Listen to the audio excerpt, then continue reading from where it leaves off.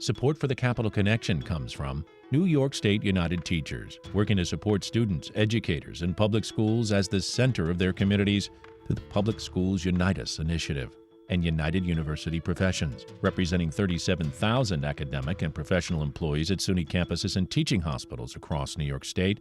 Frederick E. Cole, President, uupinfo.org.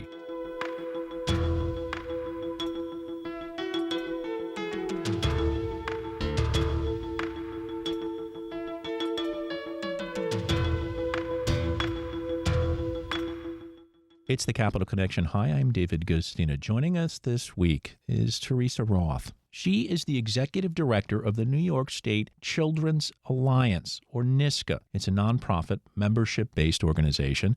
She joined the organization in February 2024 and has dedicated her career to advocating for victims of sexual violence and child abuse, and has worked in the field of victim advocacy for over 20 years. You can find out more about the organization at NYSCA, NYSCA, at www.nyschildren'salliance.org. Welcome, Theresa Roth. I'm so glad to be here.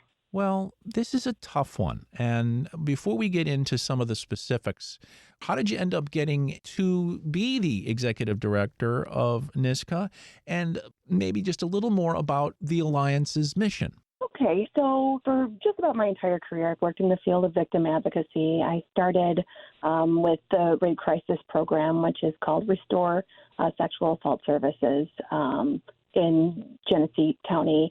When I was just beginning my career. So I've worked in the field of sexual violence for a very long time, and that role afforded me the opportunity to work with the Child Advocacy Center and the multidisciplinary team, which is a very important part of the Child Advocacy Center movement, is that the work is very collaborative. So even as an outside organization, I got to work very closely with the Child Advocacy Center and really developed a lot of respect and admiration, both for the approach and for the professionals working within that field. And during my time working with Restore, I worked with a lot of adults who had been sexually abused as children. And what was very notable to me was that years, decades down the line, one of the things that a lot of adult survivors struggle with is that initial response to when they disclose as a child that someone was harming them. And in most cases, statistically speaking, it's almost always someone that the child knows, loves, and trusts.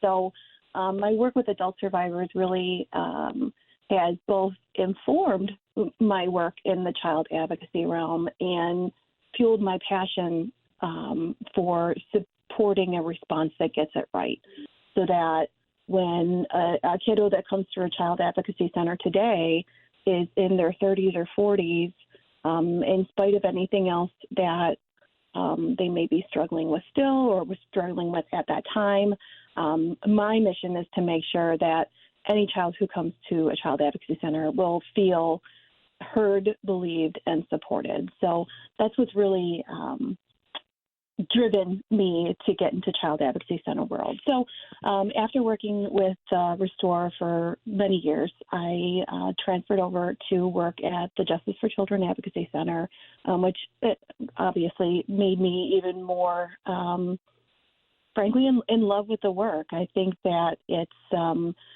brilliant the way that all of these diverse agencies and professionals can come together for the best interest of children.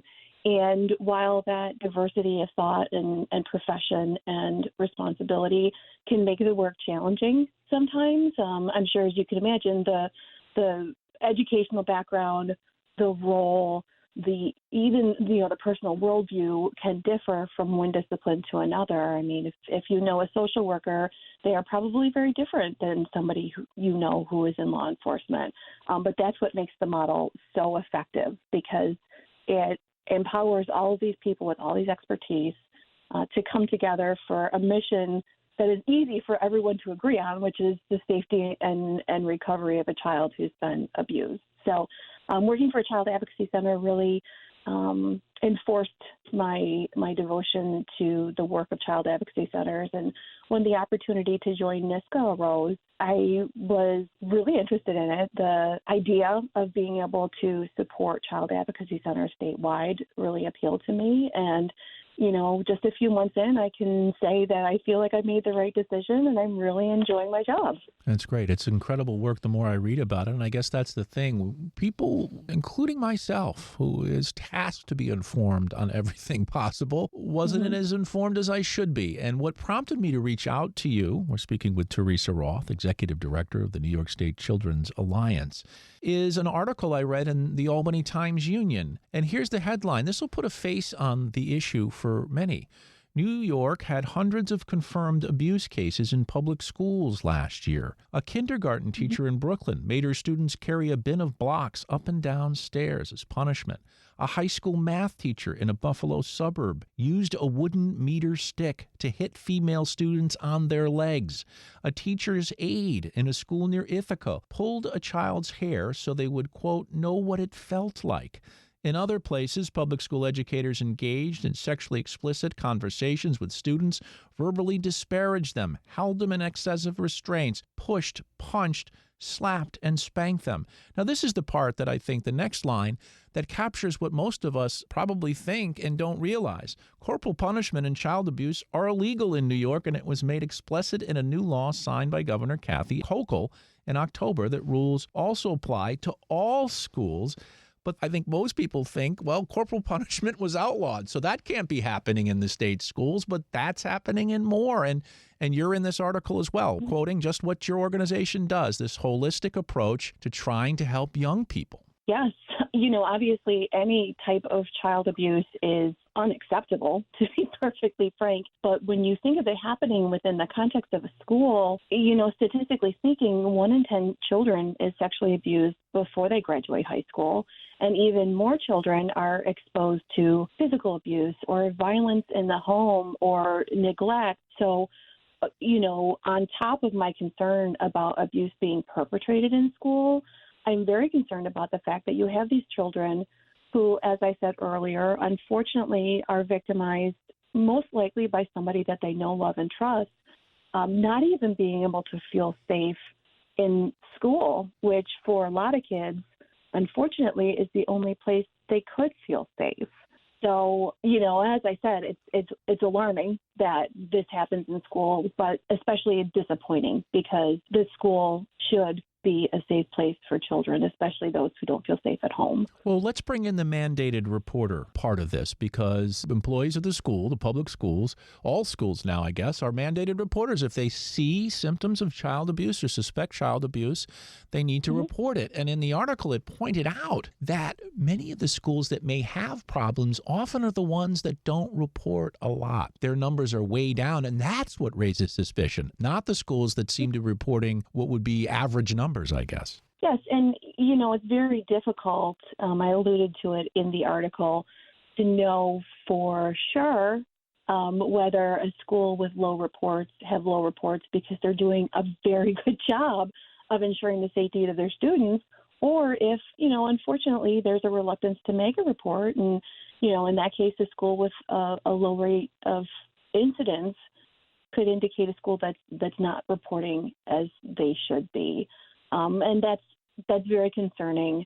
In addition to the fact that, children who are at risk of any kind of abuse are often at risk of all kinds of abuse. So, children at higher risk of abuse, for example, who have a disability or mental health diagnosis, not only are they higher risk for being abused outside of school, they're a higher risk for being abused inside of school.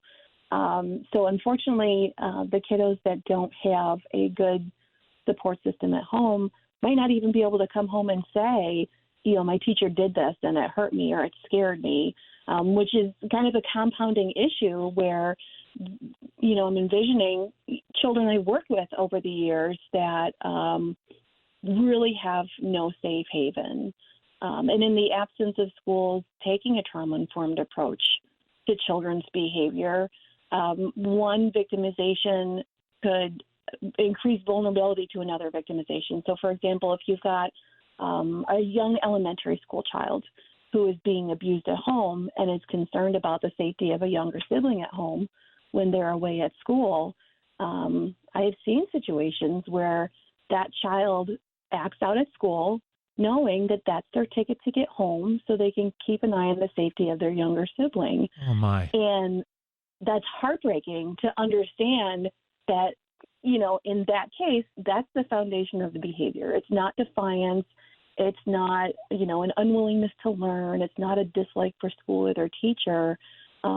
This poor little child is in a situation where they feel an obligation to protect a younger sibling and know that certain behaviors are going to get them removed from school for the day. So I think it's really important that schools take a trauma-informed approach to children's behaviors, not in a way that excludes a child from consequences, because obviously you need to maintain order for the safety of other children and staff and for a productive learning environment. But, if the approach first is to ask, what happened to this child before asking what's wrong with this child, that sets up a very good foundation for really being able to meet children where they're at and to meet their needs and provide them, structure and sometimes consequences in a way that are going to be productive and are less likely to create further harm. Yeah, and that's really the issue. You don't want them telling their story over and over again based on the different folks they have to see, and that's where these child advocacy centers come in.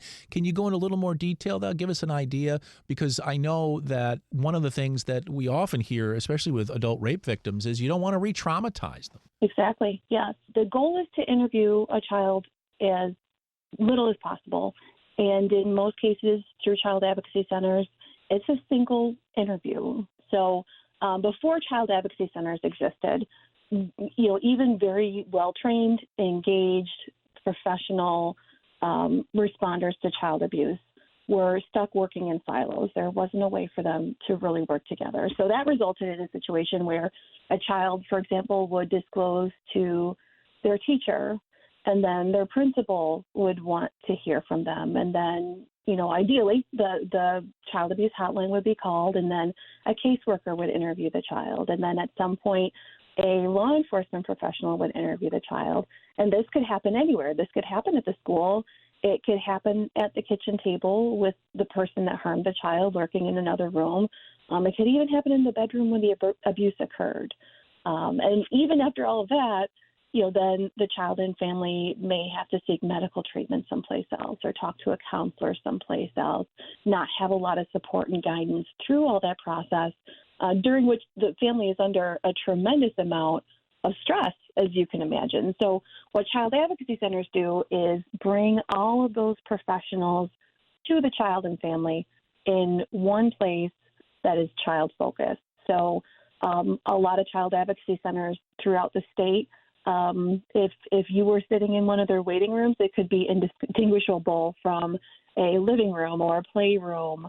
The focus is making the child and family feel as comfortable as possible with everybody there working together for that child. So at child advocacy centers, like I said, we strive for a single interview, and the interview is conducted by somebody who is trained specifically to do those interviews. And, having been in the field, I can say forensic interviewing a child is both a science and an art. The models that are approved by the state are evidence-based and constantly being researched and re-researched because of the importance of getting it right, not only in terms of, obviously obtaining information necessary to prosecute a crime, but speaking with a child in a way that is not suggestive or leading, which, again, is an art and a science, because you want to make sure that, the child doesn't feel that they need to say things just to please the interviewer.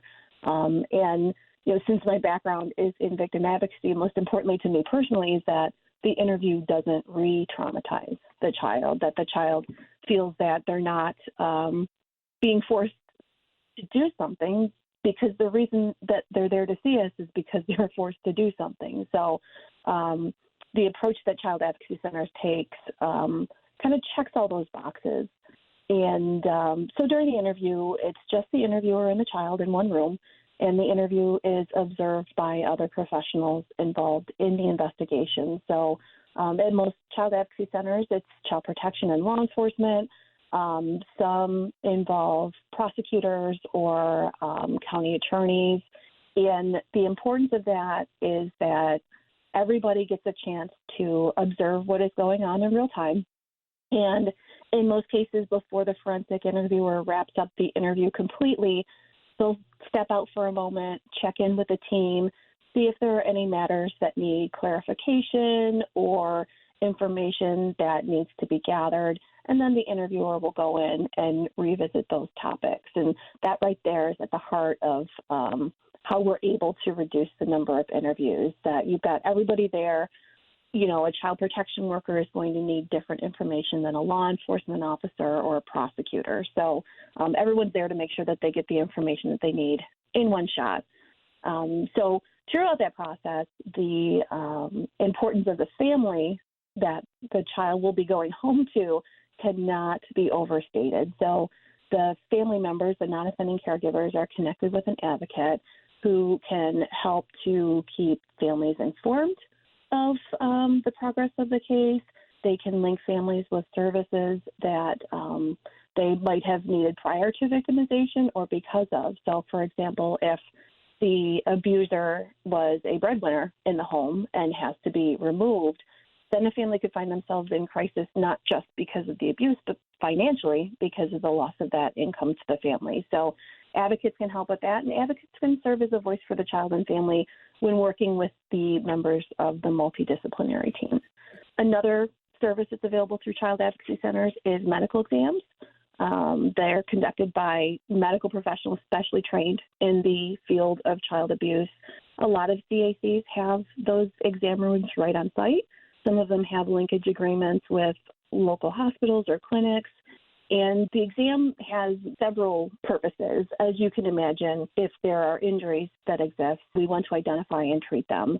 From a prosecution standpoint, we obviously want to document them if they exist.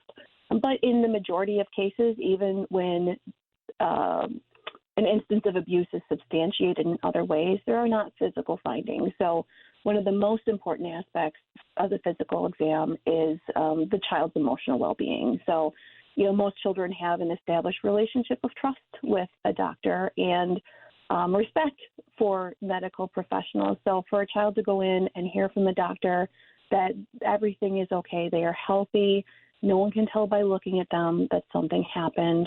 In cases where the child was abused by somebody, say, of the same gender, medical professional can ask questions about what that means to the child in terms of their own sexuality. So the medical exam, which is non-invasive, it can be very helpful emotionally for the child to get that reassurance. Well, And then as the case moves forward, the team works together with prosecution and maintains regular communication. So the team members meet on a regular basis to review cases, to strategize, keep each other up to date, and work together for the best interest of the children. wow, we're running out of time quickly. We're speaking with Theresa Roth, Executive Director of the New York State Children's Alliance, and the advocacy centers that she talked about. You can find out where those are by just going to their website, nyschildren'salliance.org. All that information is there, and it's very helpful. Now, I want to get to sort of the heart of the issue when it comes to New York State government and politics, and that's legislative action. And I know you're certainly watching the legislature. We just mentioned the expansion of the law to all schools in New York signed in October by Governor Hochul, but also the actual definition of abuse. What does it include? It's a large definition, and one of the things that's in that definition is hunger. And we're really having a problem right now. Many schools are in meal debt, and the system, according to many who I've spoken to when it comes to food in schools, is broken. So that is kind of on the state to fund, isn't it?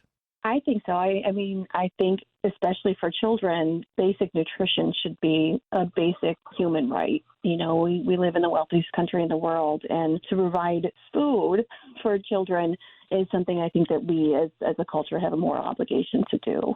Yeah, and the leadership that I'm sure your organization lobbies and the folks around the state who represent the districts, which are all of them, where children are, what's their reaction? I mean, why don't we see more? Is it because children don't come to the Capitol lobby a lot? What is it? Why wouldn't we do better by the children? Is it because we condemn the adults? So I think that when it comes to child welfare in general, one of the biggest hurdles is that most people cannot conceive of some of the conditions that children have to exist in, Yeah, I can, and forgive me for interrupting, Theresa, but I can hear people going, how in the hell can people who would do that to children end up in a school? What's wrong with their hiring practices? But it's not that simple, is it? It's not. It really isn't. And one of the things I talk about all the time in community education is that if people looked like the kind of person that could harm a child, they would never have access to children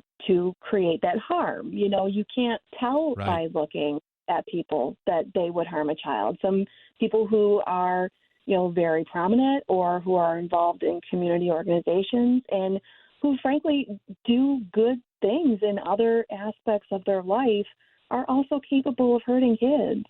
Yeah, and while background checks are important, if it's not in the resume or if people are afraid to report it to damage the reputation of the previous school, you're left in a weird situation. Yeah, and I think the most important way to combat that is to make sure that children and adults are aware of the warning signs of abuse. So if we have a school community where all the grown-ups know the rules when it comes to interacting with children and know the warning signs that their colleagues are breaking the rules, that empowers that community to respond appropriately to warning signs.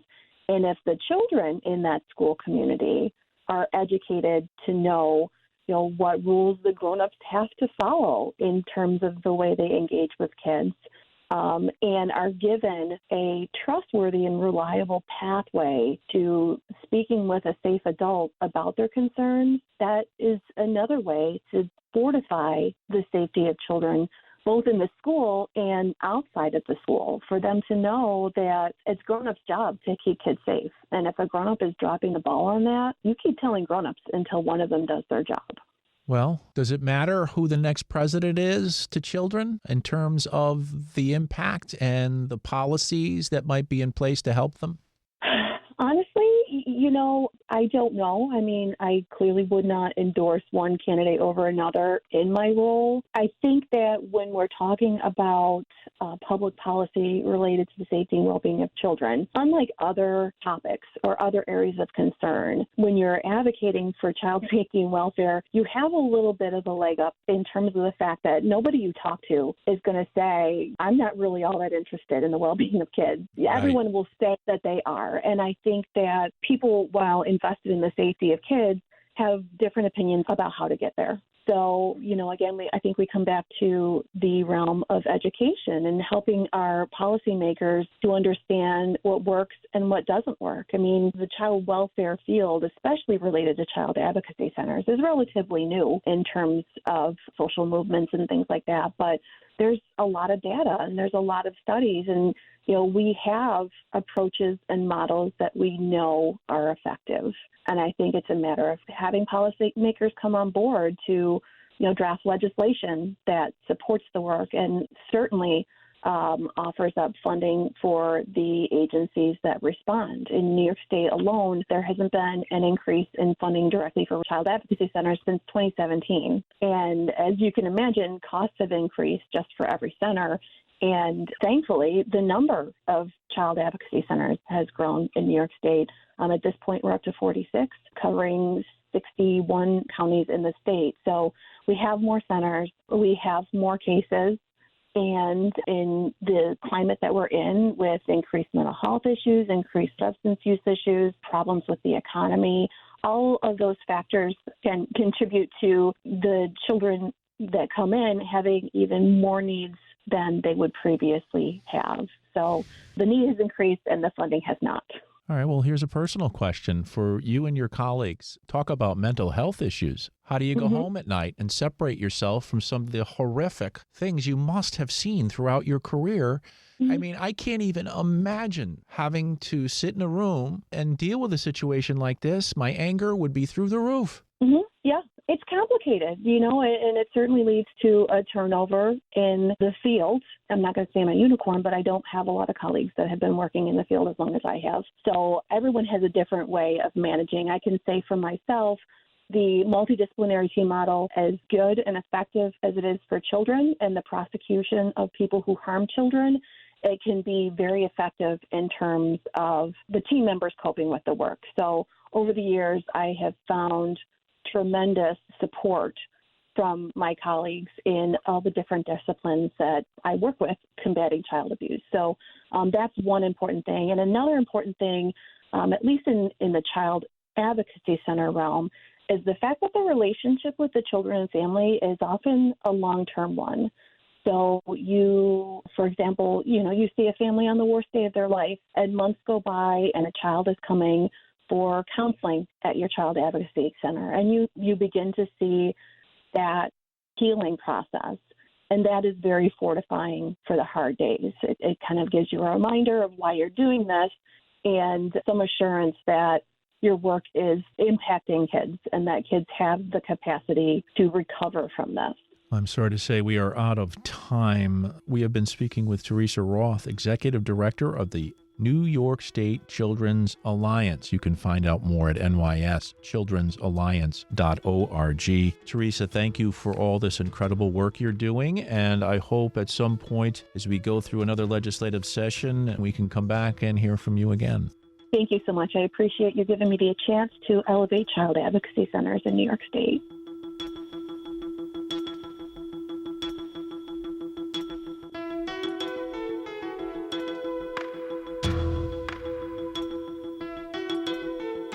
The Capital Connection is a production of WAMC Northeast Public Radio. You can listen to The Capital Connection anytime at WAMCpodcast.org or anywhere you get your podcast. And join us again next week at this same time for another political conversation. For The Capital Connection, I'm David Gustina.